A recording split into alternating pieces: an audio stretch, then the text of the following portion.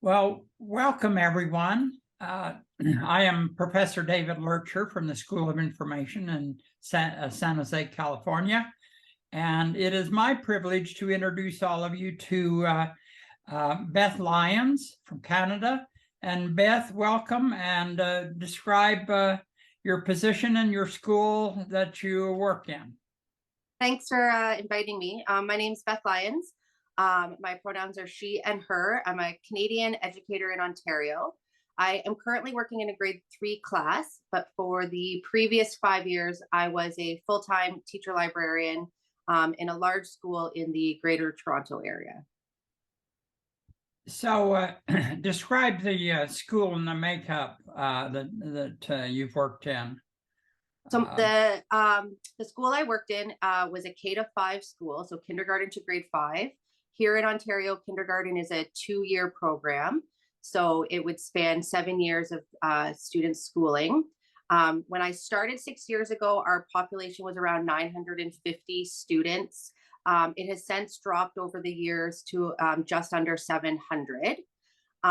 The population is very younger student heavy. So in many years, we had close to 3,000 kindergarten students. So that's 3, 4, and 5-year-olds in Ontario because it had the 2-year program to all the way up to grade 5, which is about grade 10 years old. Okay. The representation of our school is very largely South Asian. A lot of new immigrant families to Canada, a lot of multi-generational homes, a lot of families who work the industry in our area is primarily manufacturing. So a lot of families that work different shift work, but do have aunts and uncles and grandmas and grandpas and lots of community involved in their everyday life. Oh, great. So you created what we call a learning commons.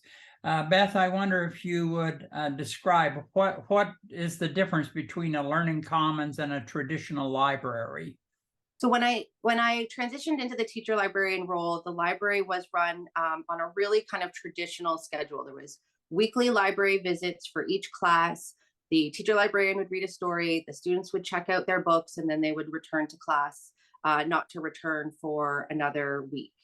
Right. When I transitioned into the role, I spoke to my administrator about the fact that this didn't serve the needs of the learners of the community. It wasn't the most equity-based model we could use. So our biggest goal was to really transition to a free flow model, which allowed for students of all ages, kindergarten to grade 5, to access the library space independently when ready, which we worked with educators to guide students through, any day of the week, any time of the day that the library was open to check out books, which meant students went from accessing 2 books a week, which, when I was in the classroom as an educator, we would go on our Wednesday visit, they would take their books home, they would come back, put them in our library bin on Thursday, not to be read again until the next week.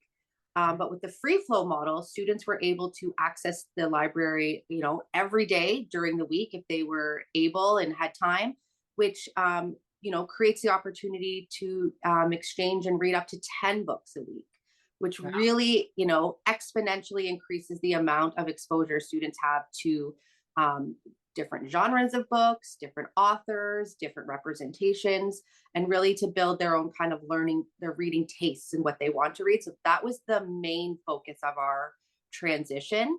The second thing was to really embed maker and inquiry provocations in the library space that students could access independently while they were visiting to check out books. We had lots and lots of different stations set up, oftentimes connected to curriculum or different months of recognition and days of special days of significance within our board and the world at large. And then also collaborative inquiry built in with the educators in this classes. So once the free flow is running smoothly and students are running that part on their own, that entirely freed me up to co-plan, co-teach, and co-assess the entire day with educators and with classes, because students came and they did their own book checkout and their book sign out and, ran the space on their own while I was, on the other half co-teaching with educators. And the other big goal, the final big goal, was we worked really hard to create a professional learning network within our school to really develop educators' understanding of both maker culture and inquiry-based learning. That was a goal of that first year, to really build capacity with educators to understand the philosophy behind the shift. Oh, great. So, but let's focus first on the students.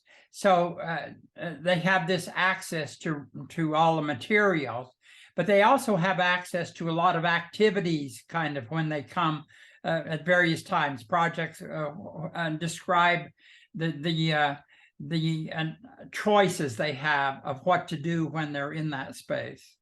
So the big thing when we transitioned was first to really reimagine the physical space. Students need to be able to self-serve and self-regulate within the space, which means all ages of learners need to be able to find the materials, the books, the resources they want independently. And being a K-5 school with the majority of students quite young and pre-readers, that requires a lot of visual signage.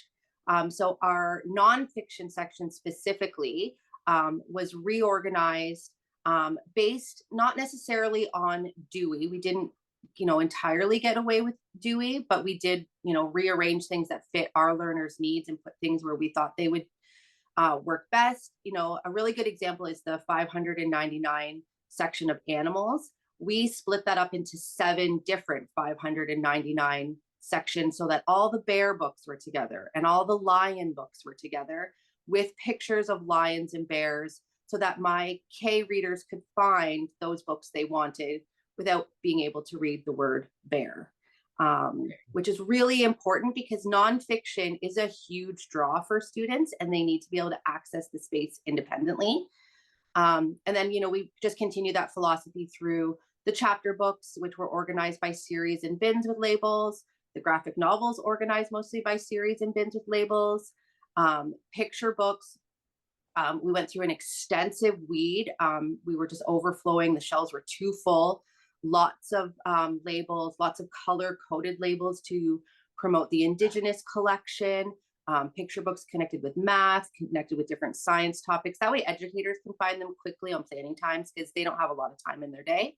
And then a lot of shelving was purchased for front-facing books, and a lot of talk with students to help them recognize that just because a book was on display doesn't mean it had to stay there. It was for them to take. So once we had that done, this created small nooks in between the sections. So then, in the picture book section, we would have kind of a Lego nook. We invested in a Lego easel so that students could build horizontally. I know a lot of library learning commons have Lego walls. Our library had circular walls, which really presented a problem for putting Lego on the wall. You can't put Lego on a circle. So we found an easel that had the Lego boards on it, a loose parts section, lots of small, low tables with baskets of materials that students could pull out, a game section, a puzzle section, a coloring section, and lots of flexible furniture, beanbag chairs, small ottomans, things that students could easily move. Right. So we know that all this access to more and more reading makes a difference in all kinds of things. Stephen Krashen's research on that the more you read, the smarter you are, and all that kind of stuff. Let's focus then on this flexible time that you had to work with teachers in the curriculum. Describe for us some of the projects you did collaboratively with teachers and what was going on there. So I started with creating a menu of kind of options to give teachers an idea, because it was so new, of different things that we could do and a variety of entry points. Sometimes educators want to come mainly to spark an inquiry, especially if they're new to maker culture or inquiry-based learning. They might not have the materials available in their room. The amount of materials, the mess that kind of creates can be intimidating within a time frame. So we would work to create a spark. So for example, with a grade 4 class, we were doing an inquiry into ancient civilizations. So we pulled all the nonfiction books on ancient civilizations and went through the pictures and looked at the different structures that were built within ancient civilizations, and students used a variety of loose parts, materials, and blocks. And if they could think of it, we let them grab it and use it, and they would recreate the Great Wall of China, aqueducts, different structures. And we took a lot of pictures, printed out the pictures, and then the next day when students returned, we had the pictures on chart paper with lots of white space around, and students annotated on the pictures why they thought these structures were built during the times they were built, how did they serve the community, because the big idea for this ancient civilizations unit was the idea of creating a civilization. How does a community come together and create things and build things that supports the community as a whole? And then we also kind of reflected on the materials that they chose, not only for their creations. Why did you pick this block versus this block to create the Great Wall of China? And how would that have influenced an ancient civilization? What materials did they have available?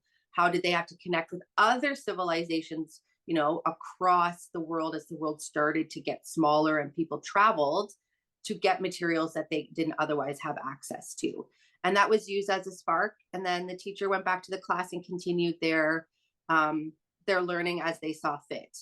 Other times it would be, from start to finish, we would do everything together. A grade 3 class came in and we were really looking at kind of identity and how we could connect objects in our lives to our identity. And so we really focused on the idea of a selfie, but we called it me without me. And we looked at objects that represent us. And so we used a variety of picture books. Of course, the name of the books are escaping me right now, but there was this one about a purse that a young boy really wants to carry, but he feels nervous that he might get made fun of or bullied at school, even though he loves this purse. And so the story goes through a variety of different characters, and there's special shirt, there's a special rollerblades, there's a special meal. And so the students, we identified with that, we connected with that. We looked at pictures of flat lays from different media campaigns. And so we integrated some media literacy and what story might be told within these flat lays of whose objects they are. And then students created their own flat lays. So they brought in objects that represented them. We talked a lot about the rule of thirds in photography, how we mix color and different media and textures. And it was amazing because the public library here in our town asked if they could present our pictures within the library. And they have this giant media screen when you walk in.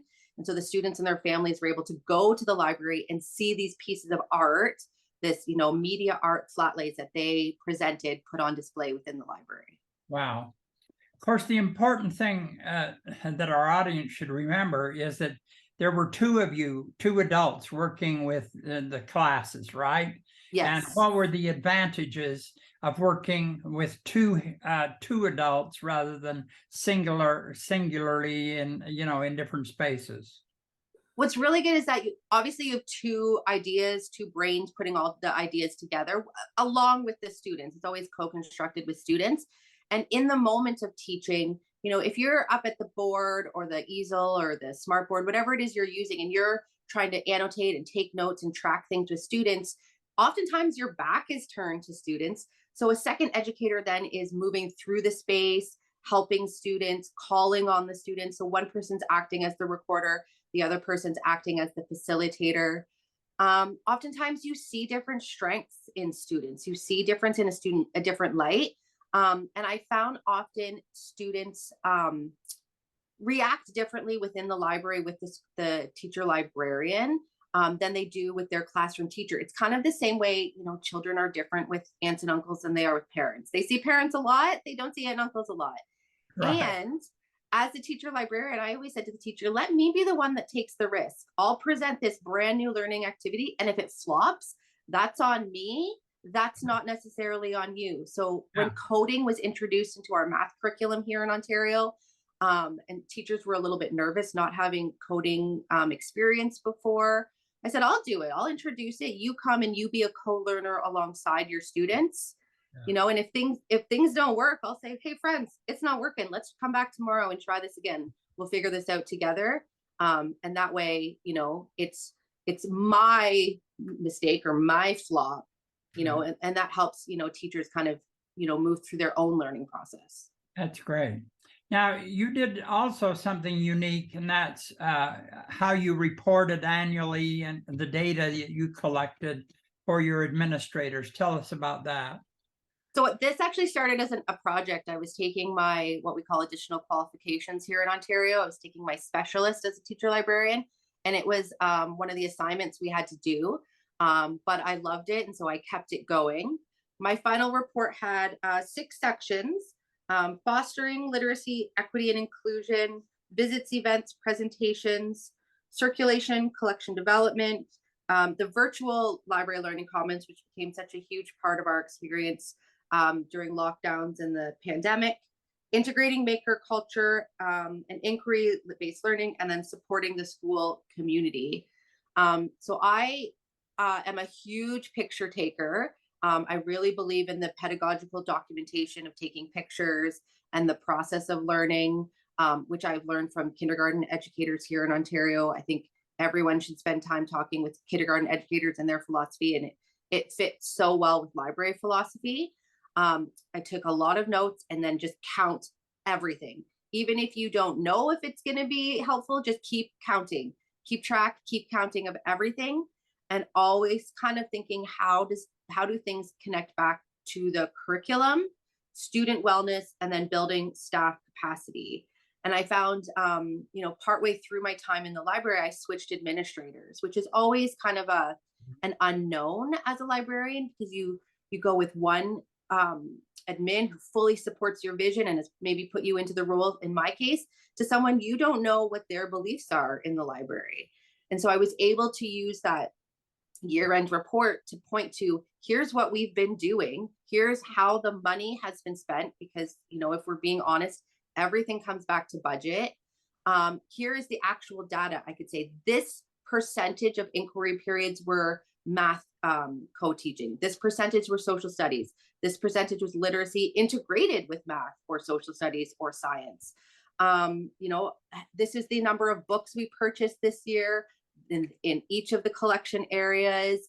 Here's the the amount of books we weeded out, the overall growth. When I started in the library 5 years ago, the average age of our collection was the year 2000, which our collection was vastly out of date. I started in 2016.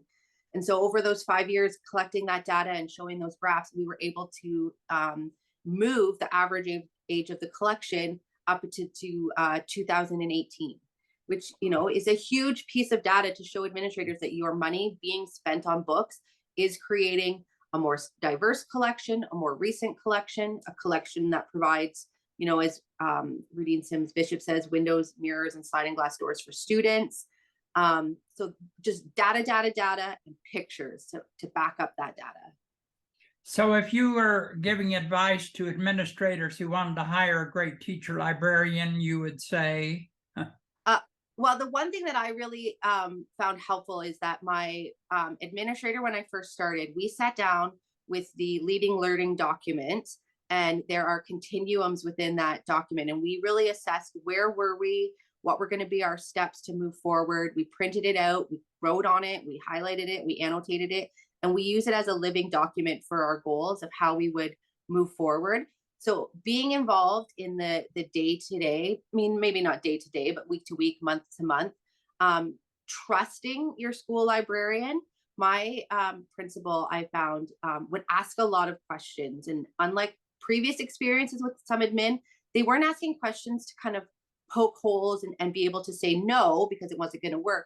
My admin was asking questions because he truly believed I was the expert and he wanted to learn more from what I was telling him and why I thought this was a good idea to bring in to our space. And really, budget. It comes down to budget. The superintendent of our family of schools invited myself and Jonelle St. Aubin, which I know you met at TMC, to present to our family of school principals last year about our library journeys. And I started with the exact budget amount to the dime that my principal provided over the last year to support our library. And it was shocking for some principals.